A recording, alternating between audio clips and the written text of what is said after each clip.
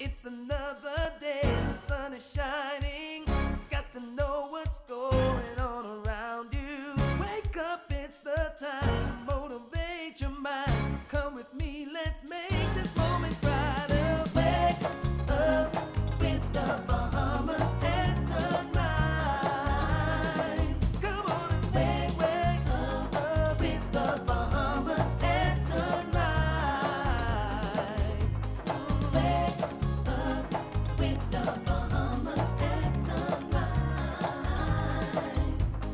Wake up with the Bahamas at sunrise. Hey.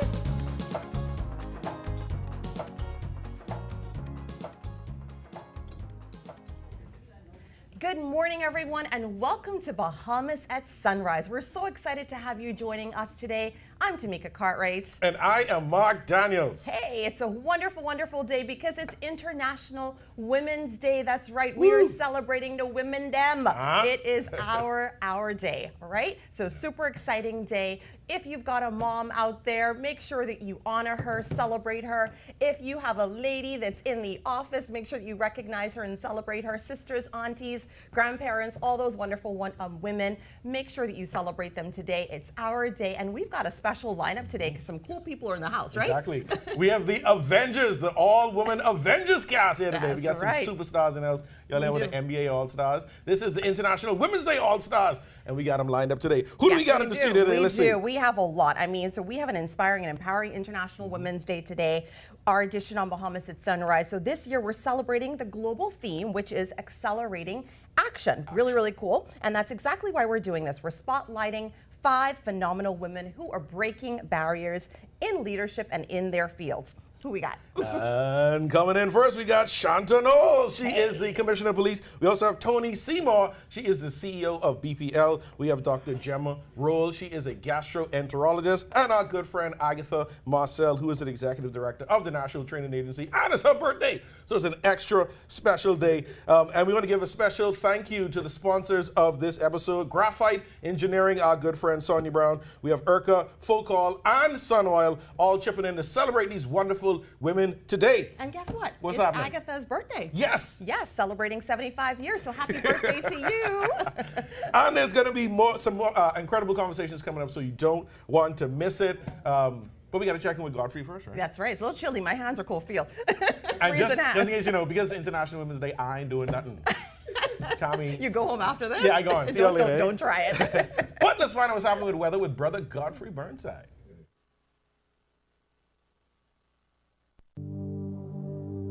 This is Weather at Sunrise.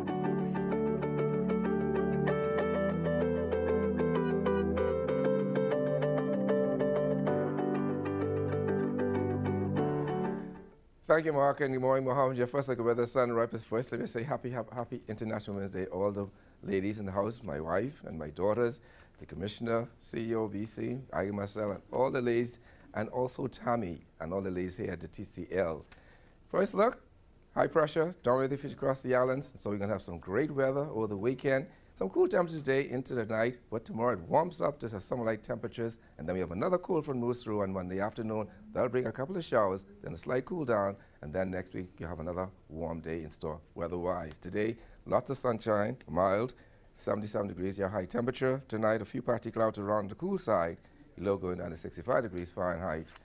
And some June highs and lows across the Caribbean. Barbados, 88.76. In Jamaica, 88.76. In Trinidad, 91.72. On the Turks and Caicos Islands, 80 and 69. Across North America, Atlanta, 65 and 53. In Boston, 41 and 30. In Miami, 77.69. Dallas, Texas, 70 and 48. And Toronto, Canada, 39 and 26. As we go to the weekend, high pressure dominates. Lots of sunshine, warm temperatures, no rain in the forecast. And then by Monday, we have another cold front passing through, and that'll be during the afternoon also, Grand Bahama, Upco, and Bimini. Nighttime on the Providence, early morning. We'll have a couple of showers along that front boundary, and then we have a nice little cool down. But those temperatures weekend will be in the mid-80s at daytime, the lower 70s at nighttime, and then we have a slight cool down with the upper 70s daytime, mid-60s at nighttime, and a cool front. Then we warm up in the 80s again starting next week, Wednesday. That much wrong. First look at the weather, sunrise. I'm Godfrey Burnside. Back to you, Tommy.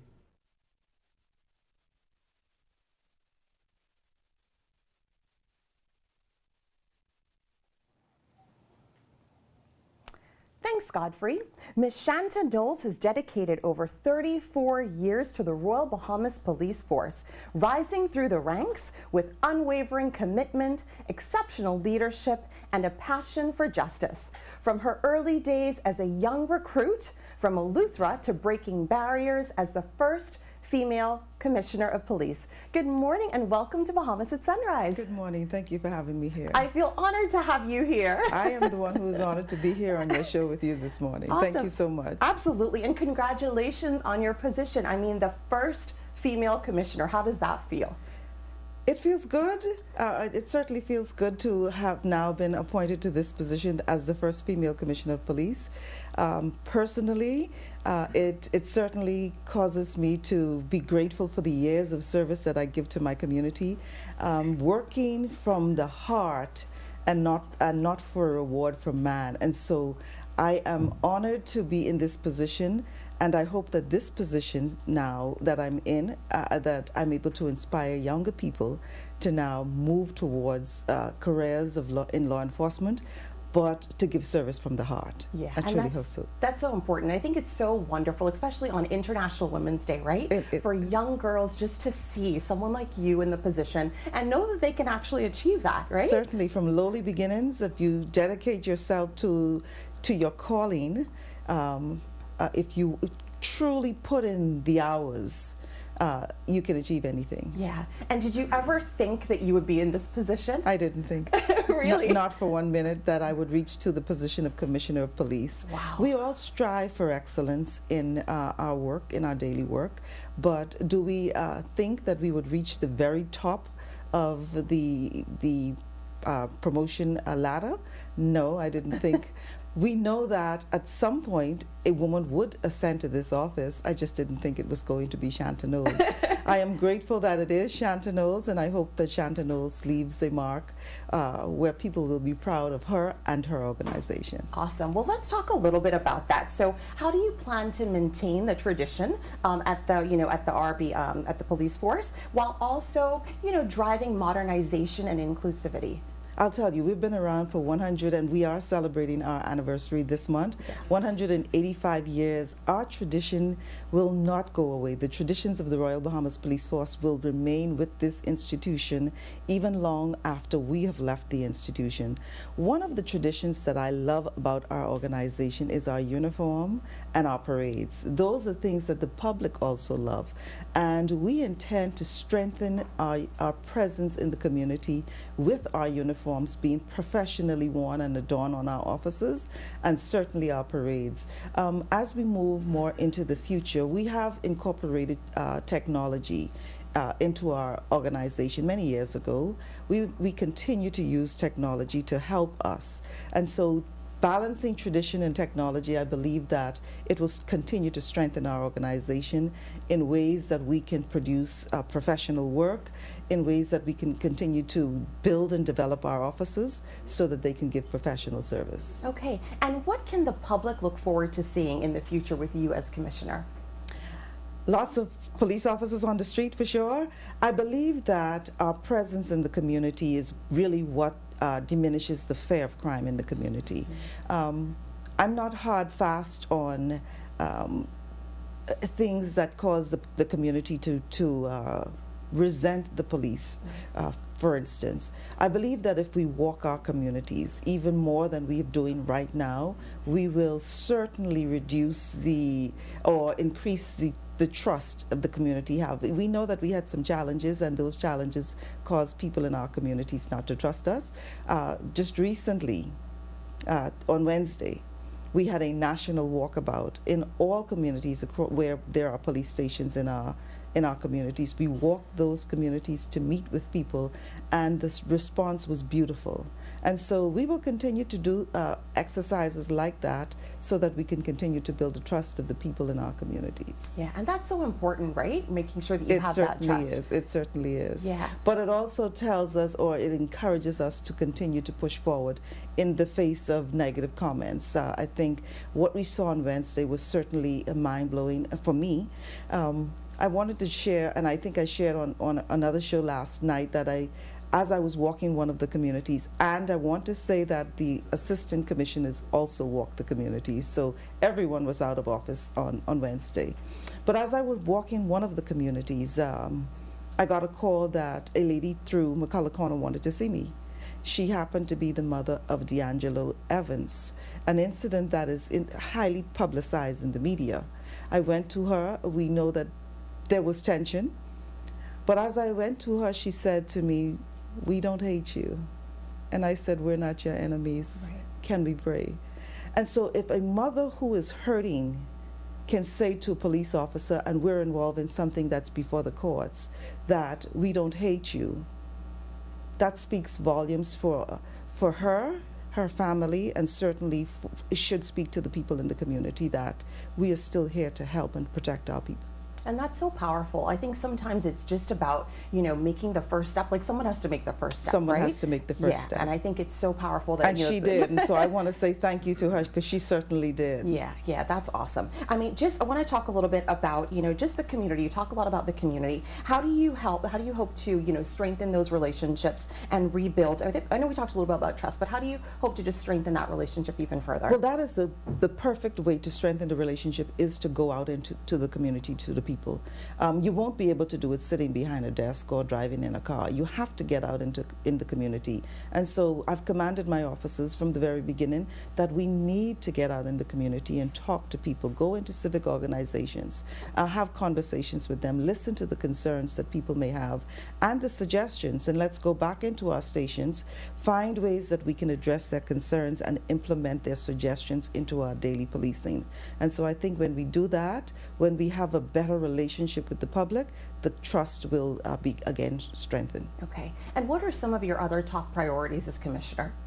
One of the priorities of every commissioner is that we reduce crime and the fear of crime in our communities. And as we're still in the process of finalizing our commissioner's policing plan, I won't go deep into that, but I would say that we will continue to target those who offend the law, especially prolific offenders. We know that those are the people who keep reoffending, causing havoc in our communities, and we will forcefully but legally go behind those people who intend to continue to cause or create mischief in our communities. Okay. We will protect the young people. We have sworn to protect all people in our country, and we certainly will do so. Okay. And do you have any concerns with the state of the prison currently? No, I have no concerns. I've not had a conversation deep enough with the commissioner of the prison to address any concerns or to make any comments on it. I believe that the commissioner of the prison is handling his affairs, and we support each other. Okay. And do you feel that when a crime is reported, that we are accelerating action quickly enough? I do believe so. Recently I had a conversation with my commanders, and I wanted to know what our response times to reported matters were. In one of the incidences, we recorded a 4-minute response time, and that was incredible. As it relates to investigations and how we respond, or how quickly we respond, I think the Royal Bahamas Police Force is responding quite well to incidents. They are accelerating action in that way.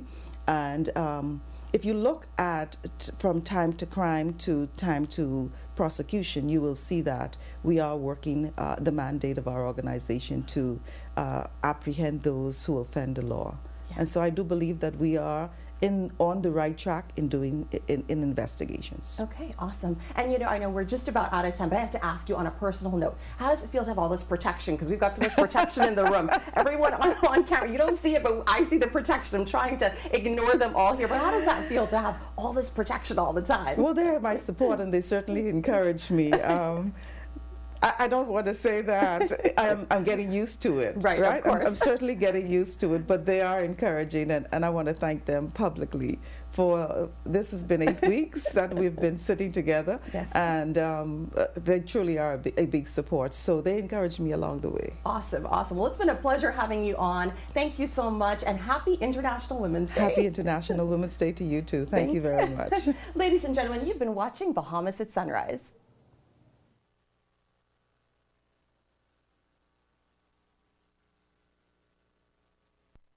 Comfort Comfort Suites Paradise Island is the best kept secret in the Bahamas. Located directly next door to the Atlantis Resort, you'll receive all the privileges of an Atlantis guest with all the benefits of a Comfort Suite stay. Enjoy everything Atlantis has to offer, including Aquaventure Water Park, plus all the amenities of Comfort Suites. Free Wi-Fi, free breakfast daily, and kids stay, play, and eat free. Visit ComfortSuitesPI.com.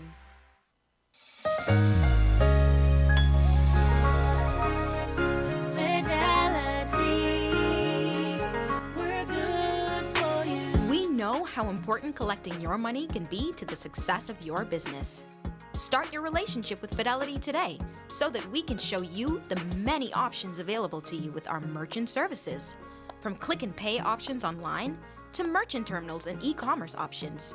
We're here to help your business succeed. For more details, speak to one of our business development officers at 356-7764 in Nassau or 352-6676 in Freeport. Visit our website at fidelitygroup.com or visit any of our branches.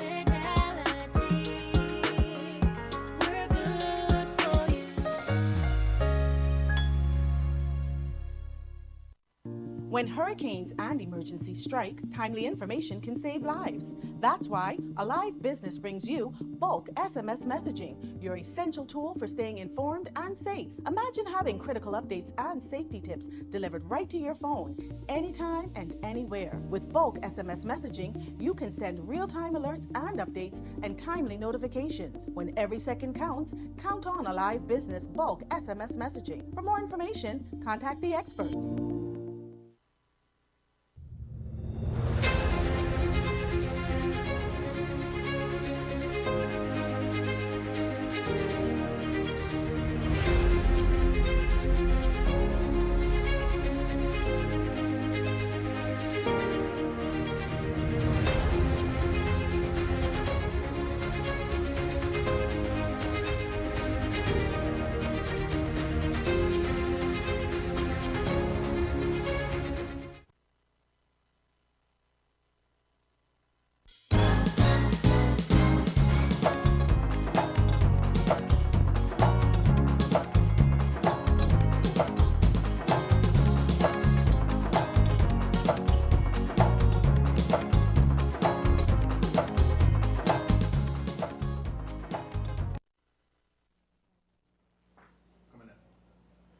Welcome back. We're continuing our International Women's Day episode today, and we have with us a very special guest, Toni Seymour. She is the CEO of Bahamas Power and Light, and she has steadily risen through the ranks, bringing a wealth of experience in energy operations and infrastructure development.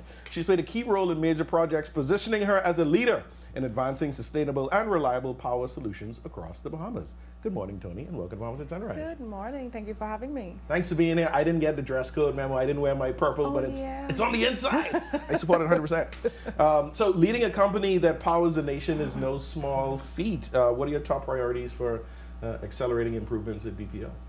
So my first priority is building a cohesive team and improving staff morale. Because once your employees are happy, they work to the best of their ability, they're more productive, and they can execute the vision and the mission to the best of their ability. So it's really just about providing them with all of the tools, equipment, training, etc. that they need to do their jobs well, so that we can all be successful. Right, and I like that's your top priority, morale and the cohesiveness of the team. You said a team that comes to work and they feel like, I want to be here with my coworkers, I enjoy what I'm doing, I'm feeling as though I'm contributing to the development of our nation. That's a great feeling, right? It is. You know, if you feel respected, if you feel heard, if you feel like your basic needs are being met, then you're more productive. That's my finding. And they work in 9-hour days after that, right? Well, so, of course. Yeah, right. So there's been some challenges in the grid and with sustainability, energy sustainability in the Bahamas. So how is BPL addressing that? So there are a number of initiatives that are ongoing. The government of the Bahamas launched our new energy era projects. So there were RFPs issued for solar installations in New Providence, as well as microgrids in the Family Islands. We do have a 27 megawatt hour battery energy storage system currently in service at the Blue Hills Power Station, which is reducing our fuel costs because we have to run less units to provide like grid smoothing and spinning reserve and the like. And then in addition to that, we have strategic partnerships with independent power producers, which will also improve operational efficiencies and reduce energy costs. I like that there are a number of innovative solutions there, mostly utilizing reusable energy, solar power, and it feels like the Bahamas is like moving into the future, right? And with this new reliable power source, right? Yeah, and it's great to be a part of that transition. Right? And you're ushering it in, and that's why we have you here on International Women's Day. So we talked a little bit about the renewable energy projects. Is there anything else in the pipeline that's going to be shaping the future of power generation in the Bahamas? Yeah, so we're moving to advanced metering infrastructure where you can pull up your usage on a minute-by-minute basis from an app. So every time, we come and we read your meters and you have questions about your bill, you'll be able to track that yourself. So you'd know, at this time of the day, for whatever reason, my consumption increases. So you can do your own energy audits and kind of manage your bills yourselves. As I said, we're moving towards that, so that's a work in progress. It's, I would say, probably 18 to 24 months out. But these are initiatives that we have ongoing in the planning stages. In the execution stages, we're doing upgrades to our grid. We're installing new technology, smart interrupters, smart relays in our substations that reduce outage times and response times. With the advance in solar and people getting solar on their homes, and I think there's the opportunity to feed back energy into the grid. I'm a BPL employee, right? I want my check. So yeah, we do have a small scale renewable generation program as well as a medium scale renewable generation program. So if you do have PV on your roof, for example, you can get approval from the Ministry of Works and ERCA, then apply to us, and we'll come in and change out your meter. So we not only read your consumption, we also read what you push back into the grid, and then you receive credits on your bill every month. See, I like that. I like that. Innovation. Innovation and sustainability. See what happens when women lead things, right? So the energy sector is male dominated. What has your experience been like as a woman in the field, and how do you encourage more women to join this industry? It is male dominated. However, I have had the support of a lot of my male colleagues. When I joined BEC, for example, in 2008 as an engineer in training, there were people like Carl Stubbs and Anthony Forbes who didn't just see that, okay, we have a female, but they tested me, of course, right? You get tested a lot to just see what you're made of. Right. But they really pushed me to reach my full potential. Of course, there are women who are always, cheering for you, who are supporting you. Marissa Wason-Smith was the manager of training when I joined, and she insisted that every day I come to work, whether I was working on the road, whether I was working at the plant, put on a jacket, wear your pearls, you have to look the part. And it used to frustrate me at the time because I'm like, I'm in a hot power station in steel toe boots. Why do you want me wearing a jacket? But it stuck with me over the years, and so I hardly ever leave the house without a jacket or my pearls, and so. It's a CEO mindset, right? It's the CEO mindset. You had it from then. What does accelerate action mean to you in the context of energy and leadership? Get things done. Have a plan, execute that plan, less talk, less reactive solutions and more proactive solutions. So I have an open door policy at work. My teams can tell you, if they have to say something, they just come and they knock and they say, hey, you have 5 minutes, I want to talk to you about this. What do you think about this? It's about collaboration. It's about listening to everyone and their ideas and what they bring to the table, and allowing people, empowering people to run with their ideas, not micromanaging and saying, well, no, do it this way, do it that way. No, this is your idea. I want you to run with it, execute it, and we'll all be successful at the end of the day. Empowering your team, not just because it's BPL, but because you are a woman that leads a wonderful organization. What do you have to say to all the women that work with you at BPL and all of your industry partners and colleagues out there? Never stop learning. That there's always room to grow.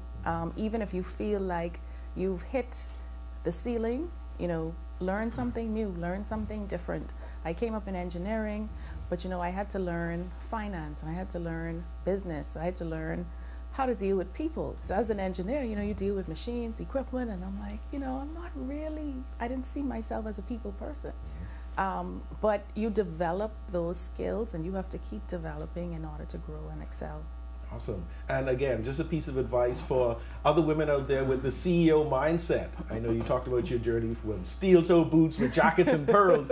Again, what advice do you have for women out there who are looking to ascend the corporate ladder, to become leaders in their organizations, in their communities? What advice do you have from your experience? Integrity is very, very important. People have to know that when you say something, they take your word for it, and you live up to your word. But you also need a strong support system, good mentorship, find yourself a good coach, someone who has already walked the road that you want to walk to guide you. Oh, I love it. Mentorship is number one. Sounds like BPL is the place to be. It is. Like it is. You want to come and work Send for my us? application. Right? We want to thank you again, Tony Seymour, for being here on Bahamas at Sunrise, International Women's Day, CEO of BPL. Steel-toe boots, jackets, and pearls. I love it. That's going to be stuck in my mind today. Anything you want to say before we go? No, just thank you for having me. It's always a pleasure to be here. Thanks for coming, and anytime you want to come back, we welcome you. Thank you. Thank you again. It's International Women's Day. You better wear your purple. We'll be right back. I think we should open a bank account for Bradley. Why? We already have enough bank accounts. Well, the boy of age now, he should start learning how to protect his own money. Protection. At a bank? We can protect our money right in our house. Mommy, banks have deposit insurance. It'll protect all of your deposits if a bank fails, all the way up to $50,000. We have deposit insurance? Yes, by simply opening an account with a bank or credit union that's a member of the Deposit Insurance Corporation. Now, I know what you're thinking. What if the bank or credit union fails, right? But don't worry. Payouts to depositors will be made promptly. Insurance is important, and your Bahamian dollar deposits are protected by the Deposit Insurance Corporation. Okay. Let's go open that account. To learn more, visit our website at www.dic.bs for more information. African Things is your one-stop shop for everything African. Make a bold fashion statement with vibrant colors and intricate patterns inspired by the beauty of Africa. Find trendy contemporary looks for every occasion and enjoy custom tailoring. Shop jewelry, purses, art, cosmetics, and much more. African Things is located in the Dugard Plaza, Palmdale, next to McDonald's. Open Tuesday to Saturday, 11 a.m. to 5 p.m. Come get your African Things.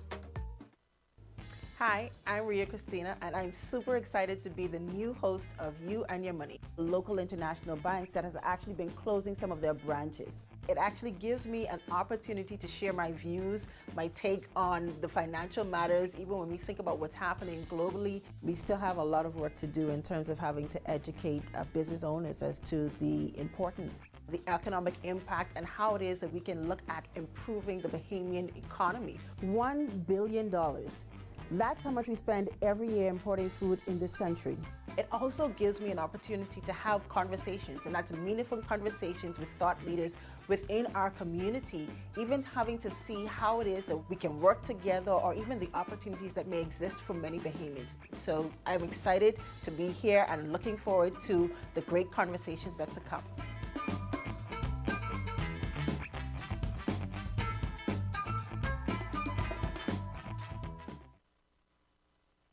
Man, I thought retirement would have slowed you down. It's the island life, son.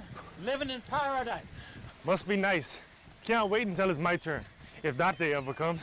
My financial planner has provided me with solutions for my future. Pension, retirement, and even property management. So who helped you with all this? Let's go, son. To my mouth. What's Leno?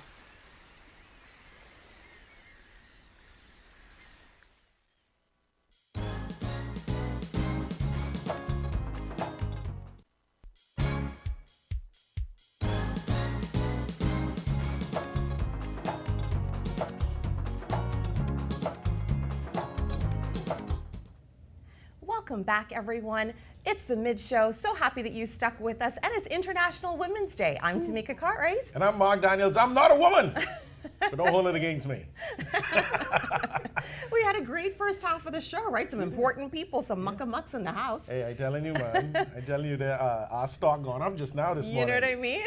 I enjoyed my conversation with the commissioner. Yeah. She's amazing, doing such wonderful work. And I mean, the room was filled with other police officers. I was like, ooh, I don't know if to feel nervous or what, or protected. They were making sure that she is protected and safe, like all of us. Exactly. And I enjoyed my conversation with Tony Seymour from BPL. And what stuck with me is steel-toe boots, jackets, and pearls. I know, which means that, you know, we can do anything. That's what that means. Exactly. When you're ascending your career ladder, you never know where you're going to end up, and it's always good to have mentors and mentorship along the way. So shout out to all the seen and unseen mentors out there, raising the next generation of women leadership for our country to take us to the next level. Absolutely. Well, you know something? I saw something last night in the sky. I don't know if it was like supposed to be fireworks in honor of International Women's Day. That's what it was. Or what, you think it was fireworks? I don't know. Fireworks. What do you think, Mark? It was a very something was up in the sky. It was a something very came large down. firework that was sent up to celebrate International Women's Day. Really? Yeah. You have any concern about those fireworks that were sent up?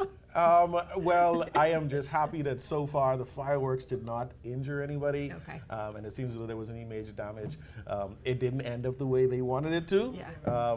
But people need to send in their reports of what they've seen, and if there's been any damage, then make sure to report it to local authorities. Absolutely. Absolutely. So we are continuing our special edition here on Bahamas at Sunrise, celebrating International Women's Day, and this year's theme is Accelerating Action. And we want to thank our sponsor, Graphite Engineering Limited, Urca, Focol, and Sun Oil. And we ain't up yet. We ain't done yet. We got more conversations to come. We're going to be talking with Dr. Gemma Roll. She is a gastroenterologist. And we also have Agatha Marcel. She is the executive director of the National Training Agency. And it's her birthday. Yes. But before all that, let's check in on weather with Brother Godfrey Burnside. This is Weather at Sunrise.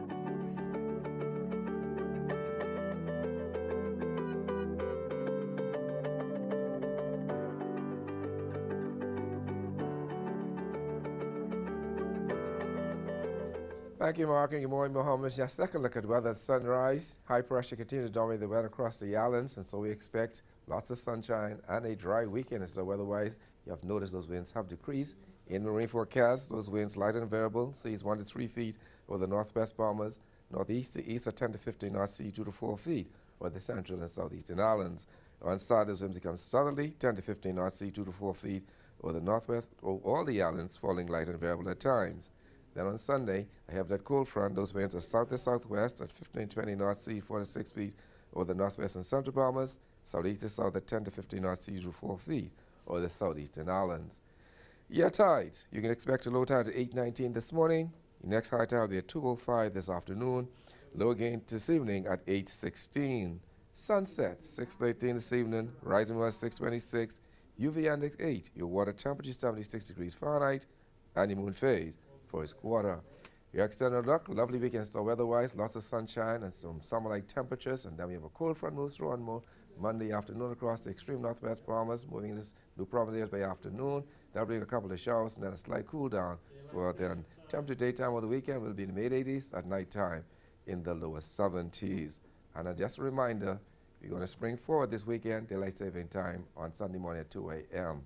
That puts a wrap. We finally look at weather at sunrise. I'm Godfrey Burnside. Back to you, Tammy.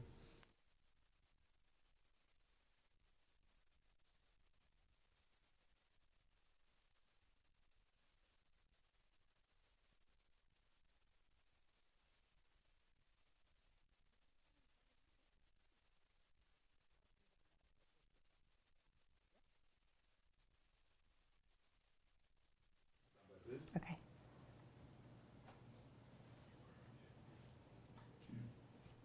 Thanks, Godfrey. Dr. Gemma Roll is an American board-certified gastroenterologist specializing in internal medicine and gastroenterology with a passion for liver disease and colorectal cancer screening and she's committed to medical education. Good morning and welcome to Bahamas at Sunrise. Good morning. Thank you for having me. Yes, and happy International Women's Day. Thank you. Same to you. So I hear you wear so many hats, right? Along with all of this, you're also the president of the Medical Association. Association? Yes, I am. Tell us a little bit President. about that.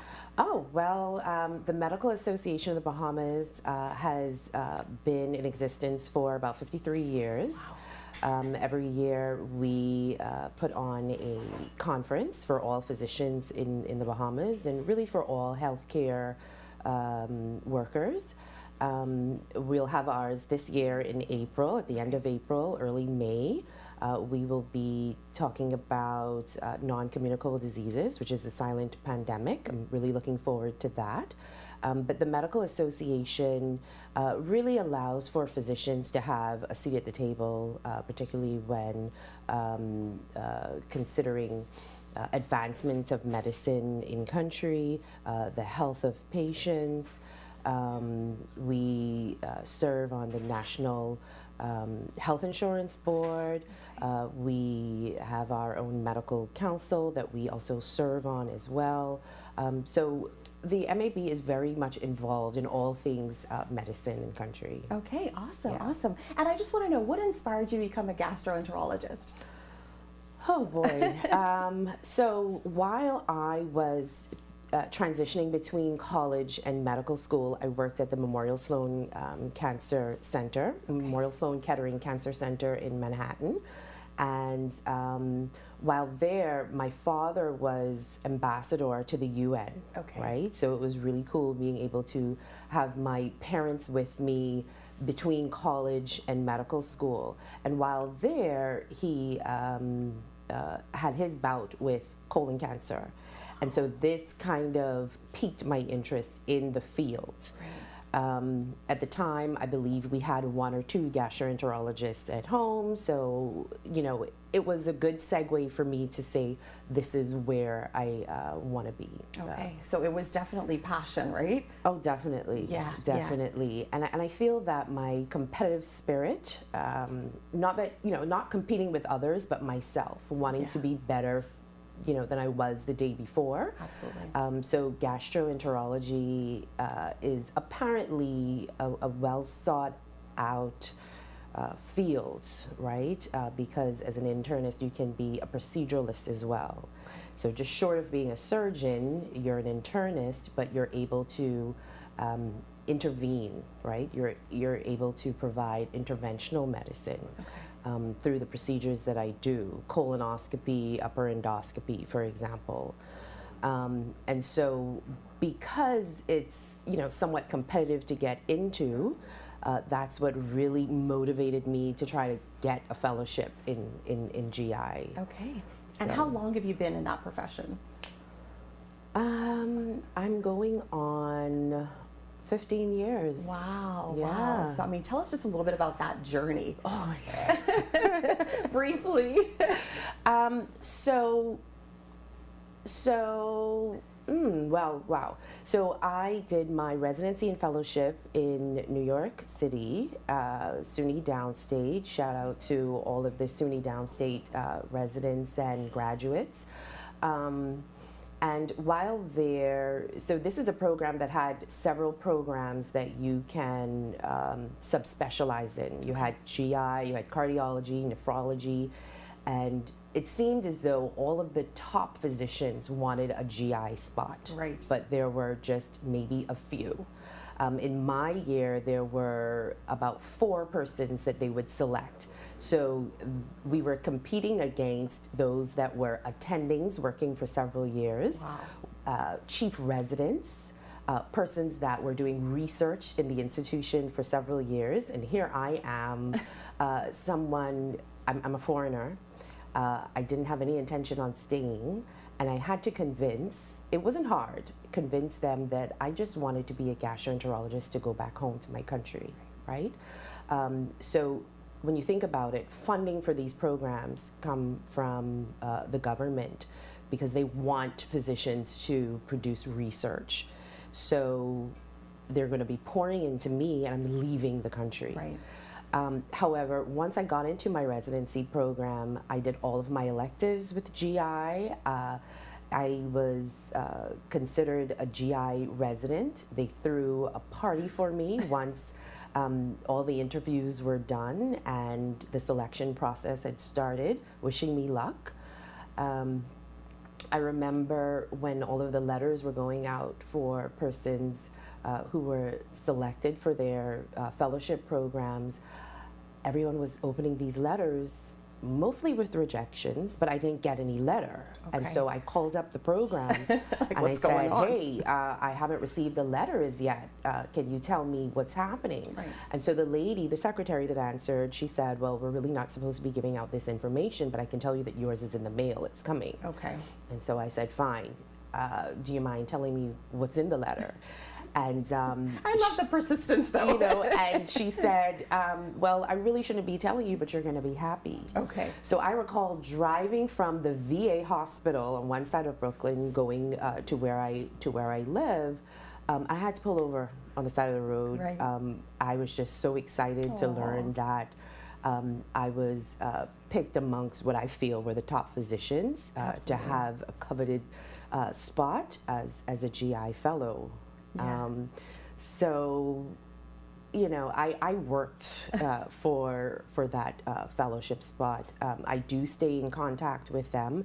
In fact, one of my mentors, who is head of the GI department at the Brooklyn VA, we keep in touch all the time. We meet up at our conferences at the ACG, American College of Gastroenterology, and DDW, where all the experts from around the world come once a year for a conference. So I always meet up with my past fellowship colleagues and attendings. That's awesome. And you So- don't get to that position without some challenges, right? Oh, so definitely. Tell us just a little bit about some of the challenges that you've had to overcome.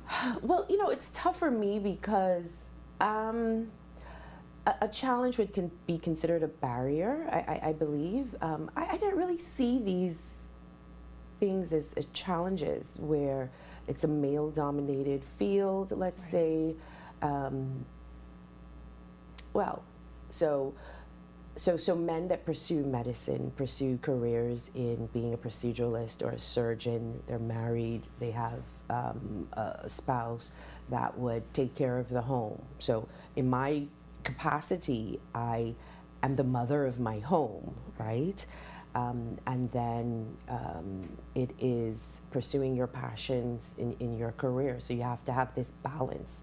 So the work-life balance is a challenge, right? So one of the ways that I overcame this challenge is to write everything down. I have a schedule. I know what I'm doing every hour of the day. In fact, my 2025 schedule is already filled out. Okay, I can tell you what I'm doing every month, perhaps every week. Wow. Color-coded schedule. So I would say overcoming the challenges of keeping that balance was major for me. I do not feel that my male counterparts per se would have the same challenge, but by the grace of God, prayer, having my tribe, my support team, my family, and very close friends. With that, Yeah, that's awesome, and Yeah. I mean that's what it takes, right? I love how you said that, having that tribe. I think that's so important, and you were very fortunate to be, like you said, in university and being able to have your family there, because I feel that Definitely. individuals tend to struggle, right, when they go off to school and they're all on their own. So I think that's so important too. Yes. So just tell us a little bit about how you're working to accelerate action in your particular field. Oh, well, I feel that in my capacity as the president of the Medical Association over the past 2 years, this has allowed me to accelerate on some of my passions, which would be to assist others in their career path, right? I've had the benefit of having several mentors that I've selected out. Dr. Mildred Hall Watson, Dr. Ilsa Grant. These persons I would always call upon. They were always there for me, and so I make myself available for others. There are several mentees that I would have unofficially and officially. But in my capacity as the president, people tend to, I guess, when I ask for something, moves occur. Able to, through our conference that we have, there's collaborations that we have with the Medical Council, collaborating with, let's say, NHI, just our meetings that we have. We're in the process of encouraging the current students and residents to go abroad and seek training, hopefully to come back home. So I believe that that platform has been helpful for me. Okay, and just tell us a little bit about, you know, how you balance patient care with advancements in medical technology and research. Well, I make sure to be a member of all of the medical societies, right? I attend conferences at least 2 or 3 times a year.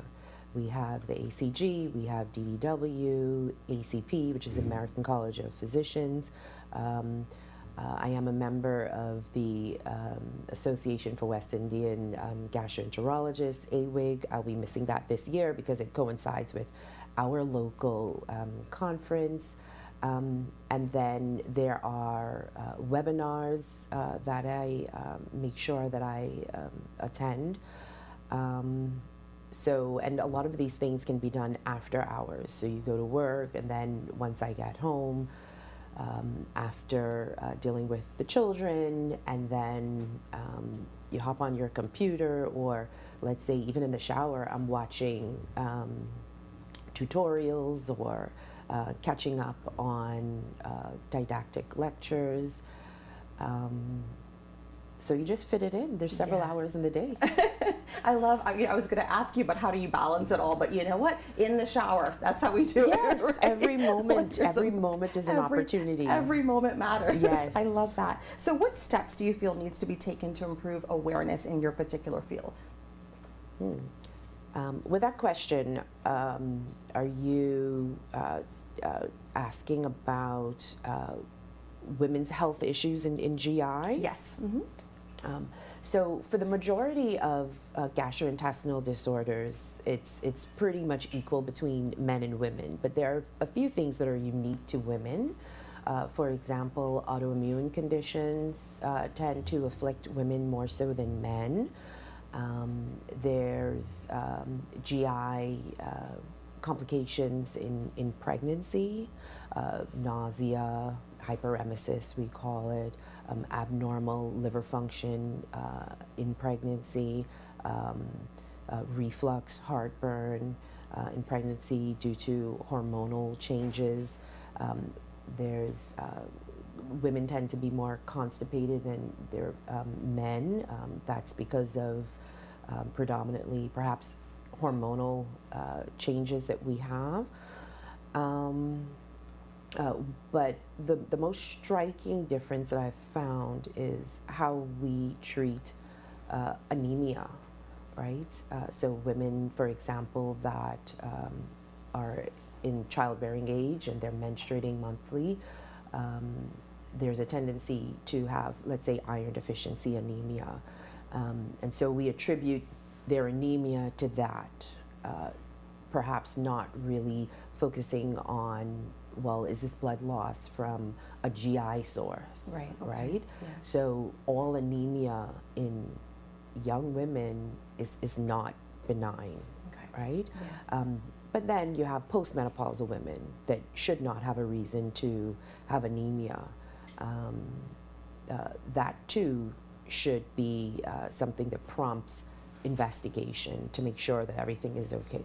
Wow. Well, I mean, it's been such a pleasure having you on. I feel like I've learned a whole lot. And I just want to thank you for everything that you're doing in the medical field. Okay. Thank you for having me. Absolutely. Ladies and gentlemen, you've been watching Bahamas at Sunrise.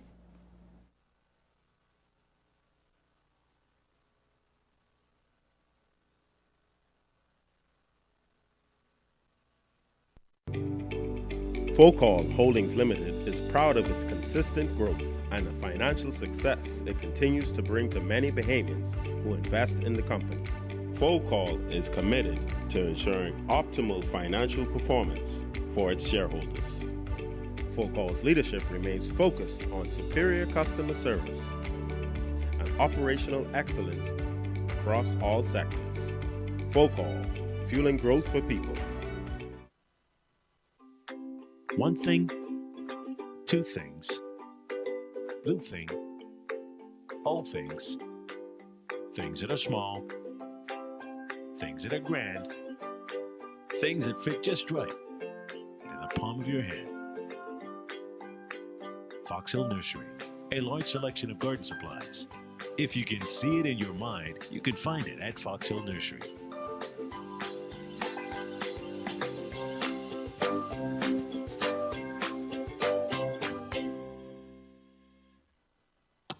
The Euro device is very affordable. It allows you to increase your internet connectivity. You are able to do away with the buffering, say goodbye to the dead spots. It gives them a much more stable connection. Their customers are able to view their digital menus. The establishment is able to stream. It allows for everyone, the customers and the business operators, to have a much more robust and stable internet connectivity.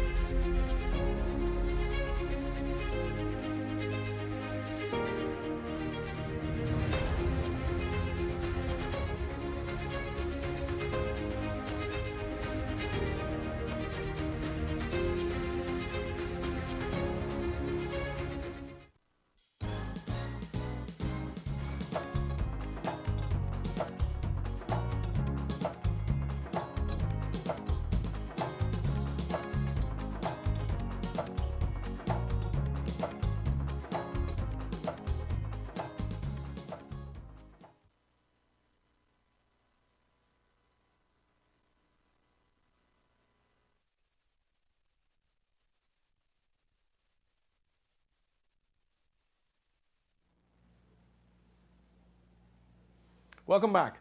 Closing out our International Women's Day show is the remarkable Agatha Marcel.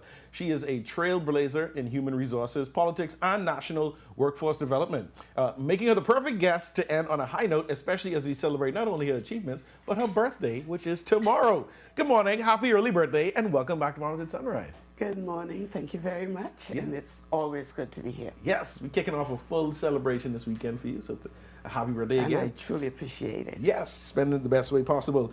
You have an extensive background in human resources and labor relations. What inspired you to dedicate your career to workforce development?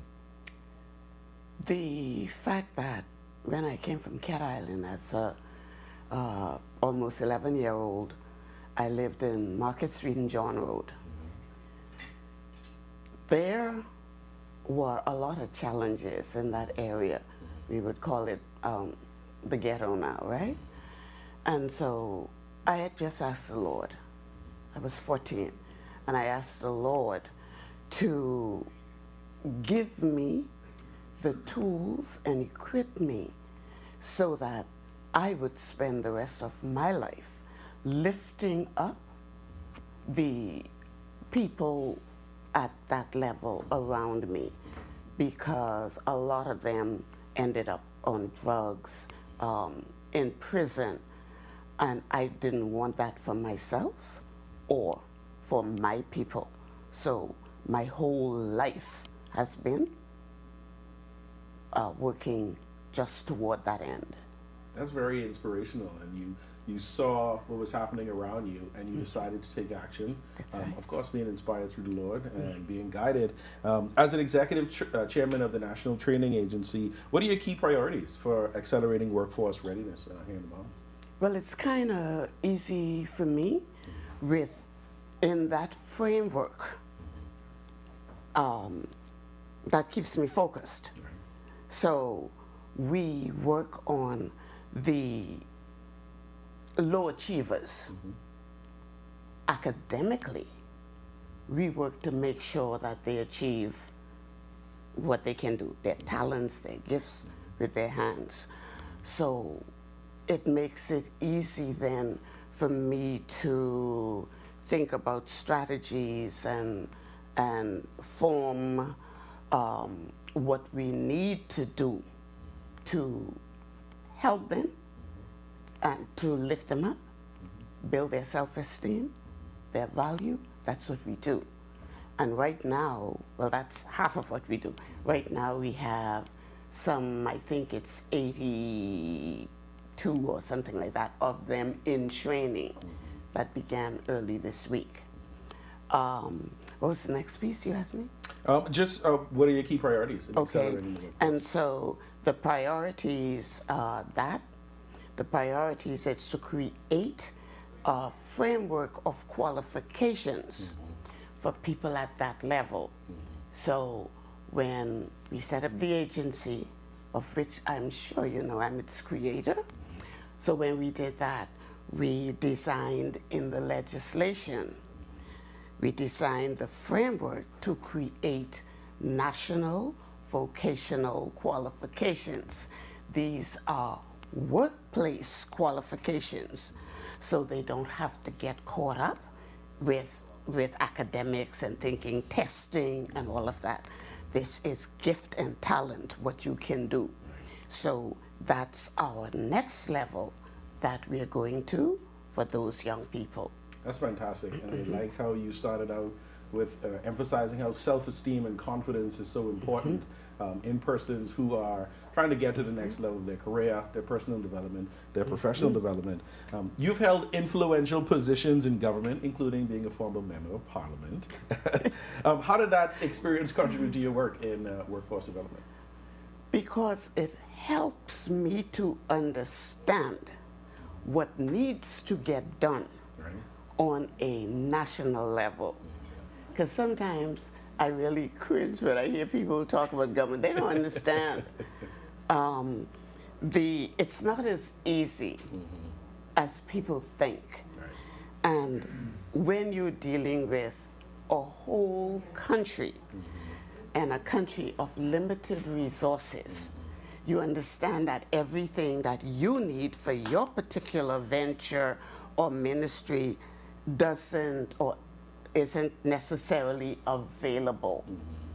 That was crucial for me in setting up the agency and in being able to work with the government with what they were able to give in terms of a subvention. And also being in the parliament and my other jobs helped to keep me focused, because I know I didn't like being in the parliament. Okay, I liked representing my people in South Beach because representing them fit in to the earlier purpose that I told you. But the pump and the pageantry and the importance of the politics, that is not me. And so all of that helped me to understand what I needed to do to make what God put me on this earth to do, which is to lift up and train my young Bahamian people, nobody else's people. I had opportunities, I lived abroad, I had many, many opportunities to go work abroad, but no, I wanted to be right here and they can see an example of what God does, because I came from just where the ones I work with came from. So, and I say to them, it is possible. A rising tide raises all ships. Yes. As we close out our International Women's Day show, what advice do you have to women out there in the workforce who are looking to accelerate to the tops of their careers and to be leaders in their respective industries and organizations? To know what it is you want to do. That's important. To be focused on that, you have to create a framework for it. So you need to be able to see what it is you want. Because in being able to see that, then you can backtrack and then you can say, what do I need to get there? I need A, B, C, and D. And you go and you do it. It's hard work, Mark. It's not always pretty work. But once you are fixed on your vision and your goal, it works out. Because my favorite book, the Bible says, where there is a will, there is a way. The secular books will always say that. So when you are determined to make sure something happens, it will happen. And the other thing I will say, it's never about you. So don't make it about you.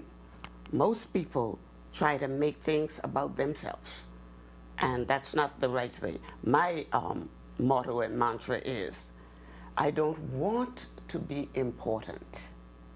I want to do important things. And I think you've shown that throughout your career. And we thank you again for being here this morning. And I know you say it's not all about you, but right now it's all about you. God. So we celebrate you and all of your achievements and your early birthday celebrations. We're going to celebrate all weekend. But thank you again for everything you've done towards our national development, and continue to do and continue to inspire other women to be great as well. Thank you so much. Thanks again for being here. Yes. You're watching Moms at Sunrise. We wearing purple all weekend. We'll be right back.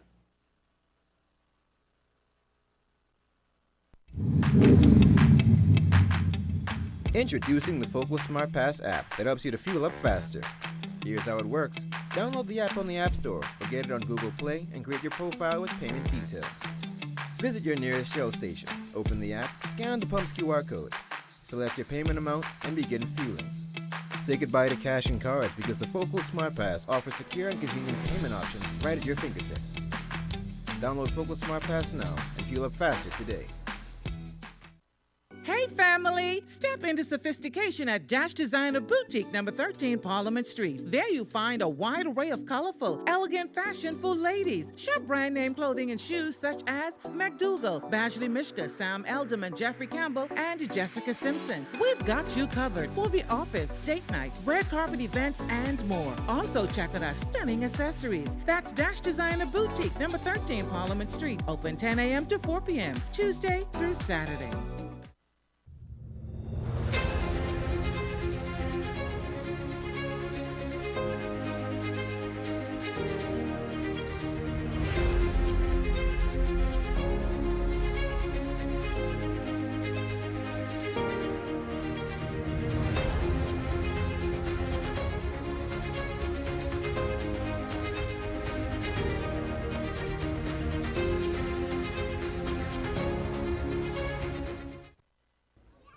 I can't believe how big Christopher's gotten. He'll soon be ready for college. Not at the rate I'm going. I'm praying for an athletic scholarship. It's never a bad time to start saving. I just started Nicole on a college savings plan. I have options based on her age. It contains a mix of stocks, bonds, however you choose. Mommy, come push me. I'm coming. Girl, how do you know all of this? What's Nano?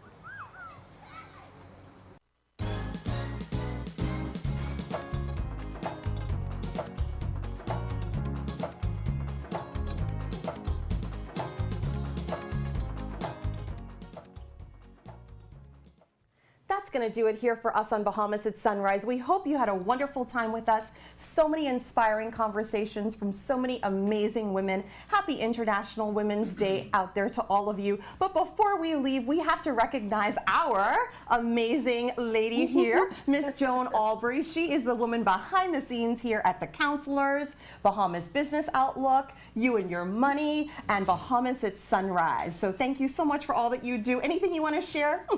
No, I just want to say thank you, especially to all the women who work here at the Counselors. I want to thank you, Tammy, for doing a fantastic job. Thank you to all the women who are on our show today. And I just want to wish all the women in the Bahamas a happy International Women's Day. And as the theme says, let's accelerate action. That's awesome. Action. It's all about action.